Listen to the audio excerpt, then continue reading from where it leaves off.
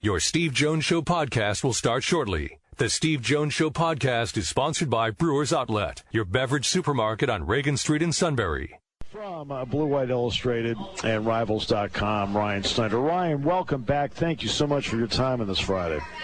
Awesome, man. Yeah, it's good to be on. It's been a little while. I've been so incredibly busy, Steve. It has been a very busy, I don't know, I would like to say 6 weeks, but really it's been like 6 months, it feels like. But, I would that's say a good thing, right? I would say since June 1st, you probably have been pedal to the floor since they opened up the doors to let people back. Yeah, I mean, I would say I'm busy, and then their recruiting staff is like doing twice as much as I am. So let's be honest, I can't talk. Everybody in Lash is working way harder than. Oh, I know. I understand that, but you have to keep up with it. It's a lot of people to keep up with along the way. So let me start with this part, and that is. It's a Friday. Now, I don't think they're going to be as active tonight as they were on others going out. But they have been, James Franklin has been hitting a minimum of 3 places during the course of a Friday. Is that safe to say? Yeah. He's out in Philadelphia today with Terry Smith, and they will be at the EMTEP Bartram game tonight. And then they'll see a couple schools down in Philly. So they were actually already in Philly once, and that stop was to see Archbishop Wood, Northeast, where Kent Talley plays, and a couple other schools. And I know today it's primarily focused on EMTEP, St. Joseph's Prep, and Newman Goretti. So those would be the 3 schools, and I think there might be one other one I'm not thinking of off the top of my head. But yeah, they'll see at least 3 today. I think it's actually 4. And then James will go to the game tonight, and then they will, get back here, probably at 11 o'clock or so tonight. All right, so let's run through this a little bit. The whiteout always has a dramatic impact on recruits. There's no getting around it because you can just talk to the current players on the team when they came here during whiteout games on recruiting weekends. When you have had the opportunity to talk to either the individual players or to talk to a coach or to parents, what impact did the Auburn game have on their thought process? Yeah, it was, I don't want to call it perfect, well, actually, it pretty much was. I mean, because here's the thing, is we know how great the atmosphere is, right? Like, people are always going to love that part of it, okay? But when you also have a very close competitive game and the crowd's in it the entire time, and oh, by the way, it was in mid-September, so the weather's perfect, and oh, by the way, we just went 16 months with nothing, and oh, by the way, most of these players haven't been out to other schools yet because it was early in the year. All that stuff compounds, and now Penn State has set an incredibly high bar for all. I mean, there were 50 uncommitted players there, okay? And that doesn't, obviously that doesn't include all the committed guys. So really it was, 70-plus scholarship guys. So when you have 50 uncommitted players come in, probably about 35 of which were in the 2023 class, and the first visit, or the first big game that they ever see is a very competitive and exciting game against Auburn in that whiteout setting. I know now they're going to go out and visit all these other schools then. You just set such a high bar. And I think that's a big reason why you saw Matthias Barnwell commit this past week. And Lamont Payne, of course, committed right before it. But, just having all that stuff compound with the beautiful weather and a very interesting game, an electric atmosphere as it is, it really sets Penn State up well to gain some momentum here coming into the next couple months. We talked about James going out and seeing games. Over the past couple of weeks, we know that Penn State has a couple of highly recruited running backs that have verbaled. We know there have been a couple of highly recruited quarterbacks that have verbaled. He's been able to go out and see the running backs and one of the quarterbacks. Another one fans will get a chance to see play tonight. I know you've seen in person because you've gone out to see him play, correct? Yeah, man, Drew was so much fun to watch a couple weeks ago. I originally was planning to attend tonight's game, and with the way the Indiana game worked and stuff, I was like, okay, let's move this up. And I ended up going to the best game of his career. It was about 3 weeks ago against Stone Monroe Falls. I forget what exactly it was. It was over 400 yards passing, basically. I mean, he just everything fell perfectly. And what really impressed me the most was just his accuracy. I mean, he is they throw the ball like 50, 60 times a game. And, I mean, I can only think of a handful of throws that were really kind of off target or anything like that. So that worked out really well. Of course, he was just there to see Bo Pribula the other day down in Central York. I'll go see I'll go see Bo, play Dallastown in a couple weeks here. But, Nick Singleton actually then is where I'm going to go see next week. They play Exeter Township, who, of course, is Penn State has offered Joey Schlafler, a top prospect, top tight end prospect, who happens to be Michael Mennett's half brother. So a lot of good games coming up. I think I'm just going to hang out here tonight. I was going to go out to Pittsburgh, but one of the players I was going to see is now injured and withdrew on TV, and a late game tomorrow with so many recruits. I think we're going to hang out here tonight. All right. This is not just about what they can end up signing in December. This is also about what they can do for next year, 22. What can they do in 23? I'm sensing from everyone I've talked to that they have laid incredible foundations for 22, 23, 24, and have started laying a foundation, believe it or not, for 25. Is that the impression? Yeah. Is that the impression you're getting too? Certainly. I mean, 2024 is so hard. It's so far down the road. I know. It seems that way, but you and I both know that's how you have to do it. Hey, listen, they've already had about 15 of those guys on campus. So, I mean, that tells you a good chunk. And by the end of the season, it'll be closer to 40 or 50. So, that's incredibly important. What I would stress is just, when you get your 2022 class done pretty much as early as they have. Of course, there's a couple guys still out there. That just allows them to shift their focus so much more on 2023. And that's why you're seeing a couple, 2023 commitments in the past couple days, and I think while you'll see more moving into October and November. But, over the course of the summer they had, it was, 30 uncommitted 2023 guys in June. They had about 15 or so, maybe it was a little under 20, actually maybe even closer to 20 in just that week in July. And then, of course, last week or 2 weeks ago for the Auburn game, like I said, there's about 35 other uncommitted guys who hold scholarships. And, of course, there's some overlap. A couple of guys came in June and July. But it's a great start, man. And one thing I will say is the region as a whole for 2023, it's down a little bit. There's only two elite Rivals 250 players in Maryland. There's only 4 in New Jersey. Those states, they usually average about 9 or 10.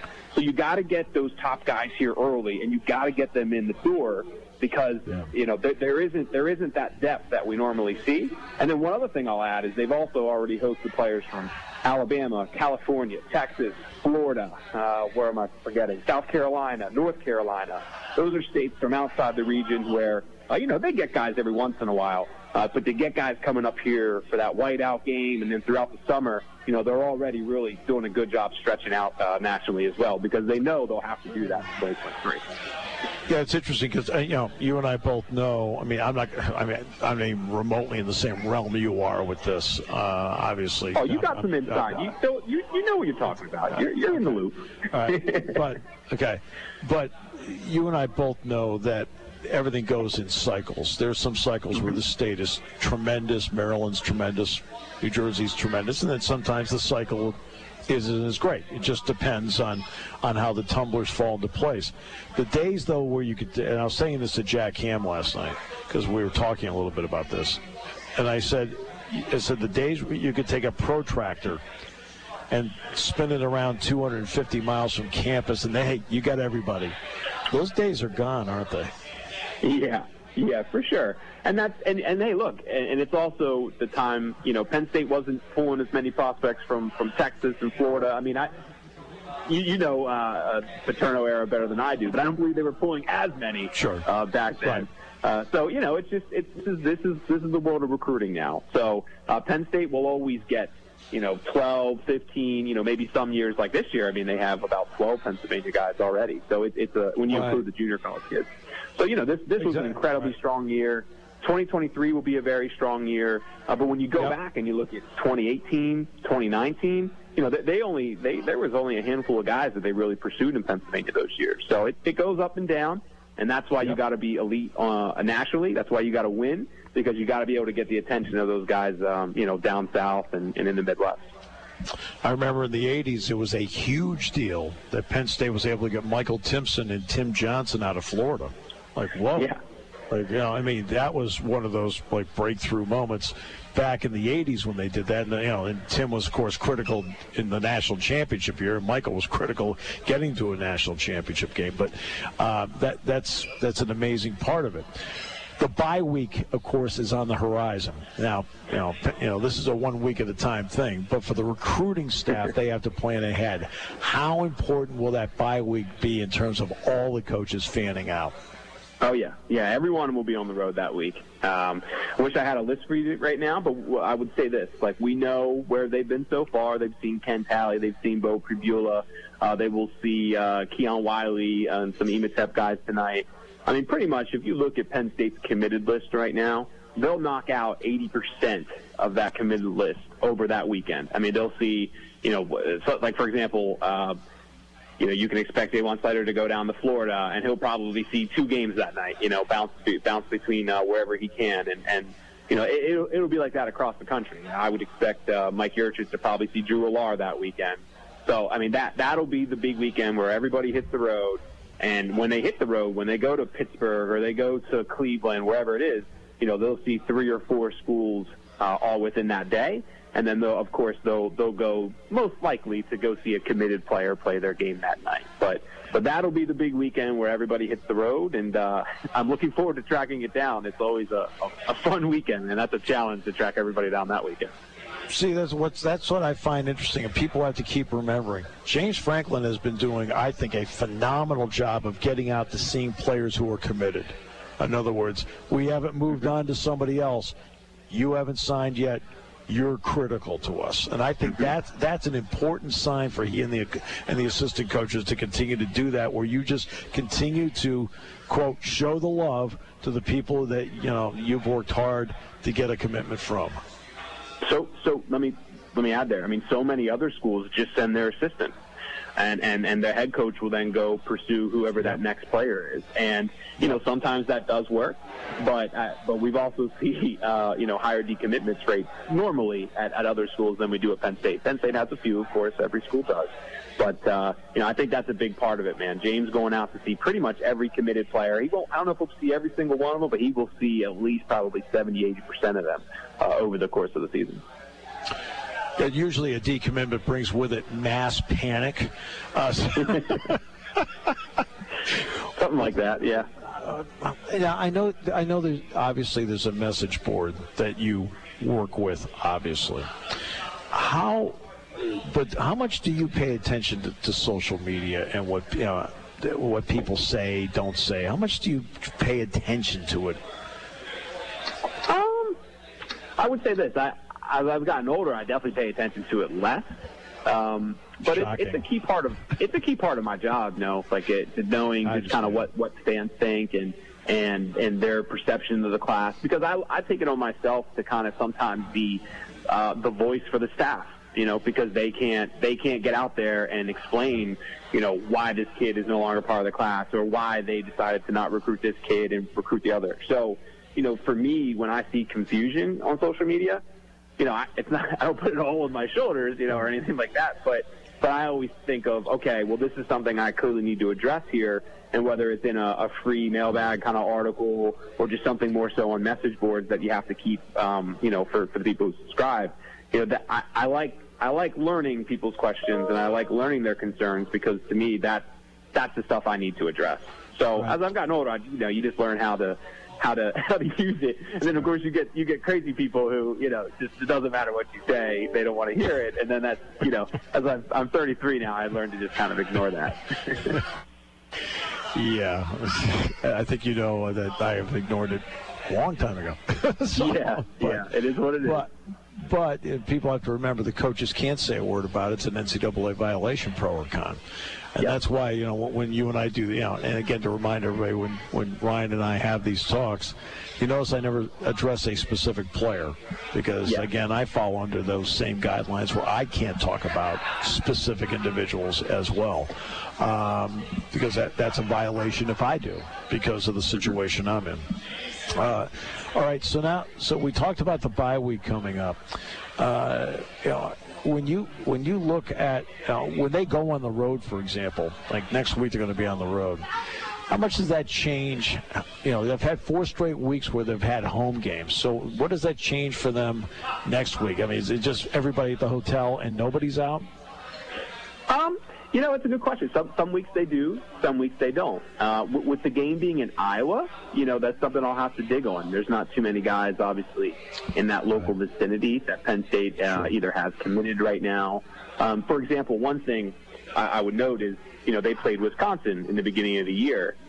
They have tight end Jerry Cross committed. Now, Jerry had a high ankle sprain the same weekend as that game, so they didn't go see him. He's back playing now, and I would assume they'll go see him during the bye week. But if Jerry would have been playing that week, I can almost assure you that Ty Howe or James Franklin would have been at that game in Milwaukee, with Madison not being too far away. So it just depends. Iowa, I'd be surprised maybe if they see recruits next week. They might, maybe they'll fly into, a bigger city like a Detroit or something and then fly out. I'd be surprised. But, for example, away at Ohio State, I would be very surprised if they don't go see, Caden Saunders that weekend, who lives outside of Columbus. So some weeks they do, some weeks they don't.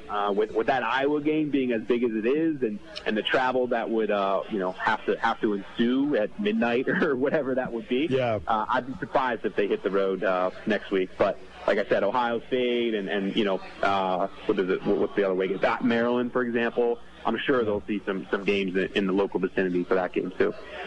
One final question, if I can indulge you one more time, and that deals with the players within the class that most immediately is on track to sign in December. The guys do a great job once they really get ingrained in this thing of, I'm going to do everything I can to help recruit everybody else, too. Who are the guys in this group that would be on track to sign in the middle to latter part of December? Who are those guys that are the ones that are constantly, either through social media or whatever, sticking in touch with guys saying, hey, let's do this together? Yeah, I always get this, and I always feel like I leave somebody out, and especially with this group, because this group, I mean, with so many guys. Okay, so first off, like the easy answers here are Caden Saunders, Ken Talley, Bo Prebula. That group of guys who committed very early in the process. Because of their early commitments and because of their personalities and how much they enjoy all this. It's a big reason why Penn State's in the position they are now, with so many players already committed. But there's so many guys. Jerry Cross, for example. I mean, he has an excellent personality. Fans are going to love to get to know him. Drew Shelton, of course. He at one point he was considering maybe looking at Florida a little bit. But even before he went to visit Florida, and even after, he was always kind of recruiting for Penn State. So there's so many guys. I can see. Let's talk about Mekhi Flowers. Mekhi's not as open on social media, but he's definitely always texting with guys and getting to know people. So there's so many of them. Nick Singleton, since he's committed, he's become friends with a lot of guys within the region. KJ Winston has good friends, with other people down in Maryland. Denai Dennis Sutton. His personality, he might be my, I don't want to say favorite because there's a lot that I like, but, just getting to know him and everything about him. He's more mature than I am already, and he's 18, or I don't even know, he must be 17. So there's a lot of guys, man, and that peer recruiting is often so important, and it's also a major reason why Penn State wanted to get Lamont Payne on board, why they wanted to get Alex Birchmeyer on board, Matthias Barnwell in that next class, because just getting those guys, like Lamont Payne, for example, he's friends with so many kids in Pittsburgh, from Rodney Gallagher to Tamir Robinson. Matthias, of course, was on board, and then he opened things up, and now he's back. And, of course, Alex, too. I mean, all of those guys, just when you get a good foundation of good guys who, really enjoy this process and who have great personalities, it really helps you build, and you get that snowball, that domino effect. You're incredibly busy. It's been too long, though. It's great to have you back on with us, and thank you so much for all the wonderful information. I'm sure there are a lot of people who are probably hanging on every word. Appreciate you very much, Ryan. It's football season, man. The kids are at daycare now. Call me whenever. I got some time. We're juggling conference calls sometimes and whatnot, but let's find time for it more. I don't have the kids with me now. Let's do it. All right. All right. Thanks, Ryan. Appreciate you very much, my friend. Take care.